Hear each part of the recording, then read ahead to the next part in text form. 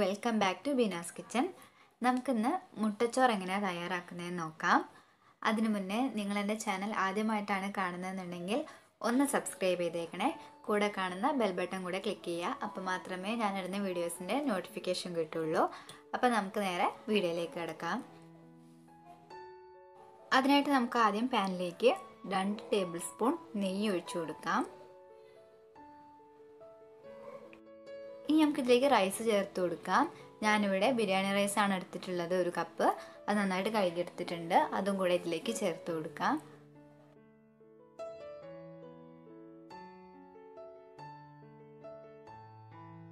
ഇനി ഇത് നന്നായിട്ടൊന്ന് വഴറ്റിയെടുക്കാം.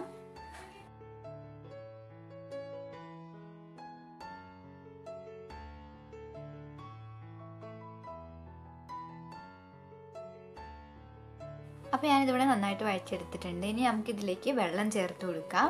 1 കപ്പ് അരിക്ക് 2 കപ്പ് വെള്ളമാണ് ഞാനിവിടെ ചേർത്ത് കൊടുക്കുന്നത്. അപ്പോൾ അതും കൂടെ ചേർത്ത് കൊടുക്കാം.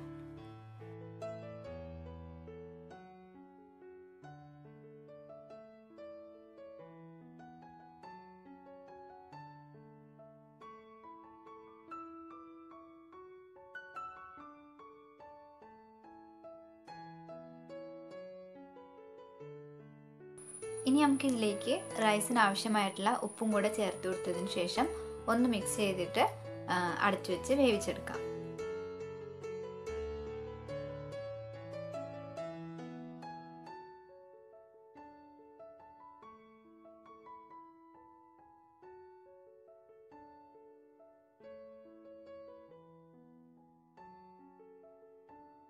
അപ്പോൾ നമ്മുടെ റൈസ് ഇവിടെ റെഡി ആയിട്ടുണ്ട്. നല്ല പാകത്തിന് വെന്ത് വന്നിട്ടുണ്ട്. അധികം അങ്ങ് വെന്ത് പോയിട്ടില്ല. അപ്പോൾ ഈ ഒരു പാകത്തിന് റൈസ് ആക്കി എടുക്കുക. ഇനി നമുക്കിത് മാറ്റി വയ്ക്കാം.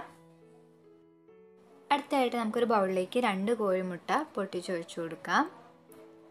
അതിനുശേഷം ഇതിലേക്ക് നമുക്ക് ആവശ്യമായിട്ടുള്ള ഉപ്പ് ചേർത്ത് കൊടുക്കാം. ഇനി ഇതിലേക്ക് 1 ടീസ്പൂൺ മല്ലിപ്പൊടി കൂടെ ചേർത്ത് കൊടുക്കാം. അതിനുശേഷം ഒരു 1/2 ടീസ്പൂൺ കുരുമുളക് പൊടി കൂടെ ചേർത്ത് കൊടുക്കാം. ഇനി ഇത് നന്നായിട്ടൊന്ന് പതപ്പിച്ചെടുക്കാം.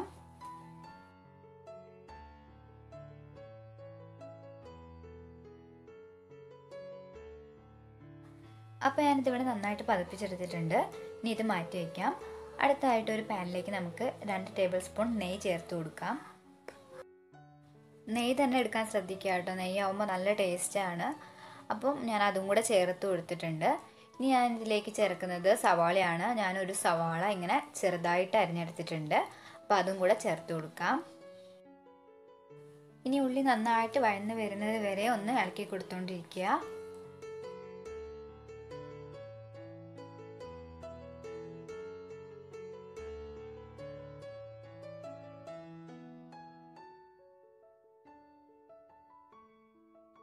ഇപ്പോൾ ഉള്ളി ഏതാണ്ട് നന്നായിട്ട് വഴഞ്ഞു വന്നിട്ടുണ്ട്.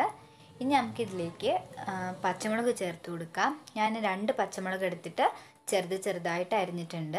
അപ്പോൾ അതും കൂടി ചേർത്ത് കൊടുത്തിട്ട് നന്നായിട്ടൊന്ന് മിക്സ് ചെയ്ത് കൊടുക്കാം.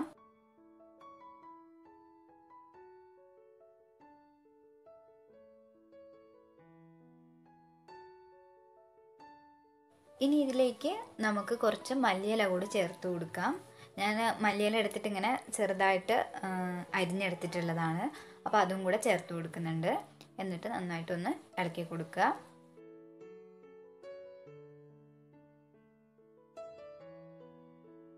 ഇപ്പോൾ എല്ലാം കൂടെ നന്നായിട്ടൊന്ന് വഴന്നു വന്നിട്ടുണ്ട്.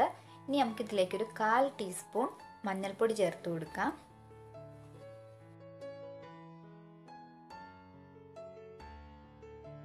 ഇനി ഇതൊന്ന് മിക്സായി കഴിഞ്ഞതിന് ശേഷം നമ്മൾ പതപ്പിച്ച് വെച്ചിരിക്കുന്ന മുട്ട ഇതിലേക്ക് ചേർത്ത് കൊടുക്കാം.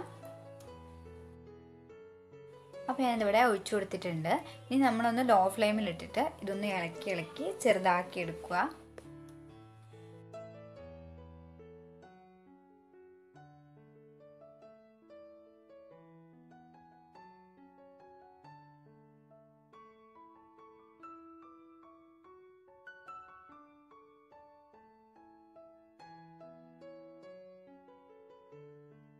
കണ്ടോ, ഇതുപോലെ ചെറുതാക്കി എടുക്കുക. ഇങ്ങനെ പൊടി പോലെ ആക്കിയെടുക്കുക. അപ്പം ഞാനിതിവിടെ ഇങ്ങനെ ആക്കി എടുത്തിട്ടുണ്ട്. ഇനി നമുക്കിതിലേക്ക് നമ്മൾ തയ്യാറാക്കി വെച്ചിരിക്കുന്ന റൈസ് ചേർത്ത് കൊടുക്കാം.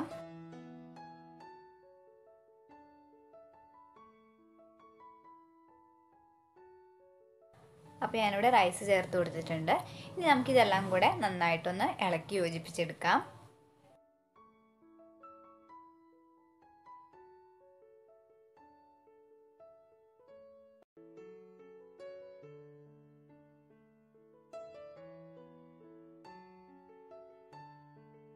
അപ്പോൾ ഞാനിതെല്ലാം കൂടെ ഇവിടെ നന്നായിട്ട് യോജിപ്പിച്ചെടുത്തിട്ടുണ്ട്. ഇപ്പോൾ നമ്മുടെ മുട്ടച്ചോറ് ഇവിടെ റെഡി ആയിട്ടുണ്ട്.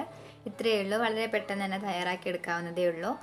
അപ്പോൾ അതുപോലെ തന്നെ ഇത് നല്ല ടേസ്റ്റിയാണ്. അപ്പോൾ എല്ലാവരും ഇതൊന്ന് ട്രൈ ചെയ്ത് നോക്കുക, ഫീഡ്ബാക്ക് എന്നെ അറിയിക്കുകയും ചെയ്യുക. അപ്പോൾ മറ്റൊരു റെസിപ്പി ആയിട്ട് ഞാൻ വീണ്ടും വരുന്നതായിരിക്കും.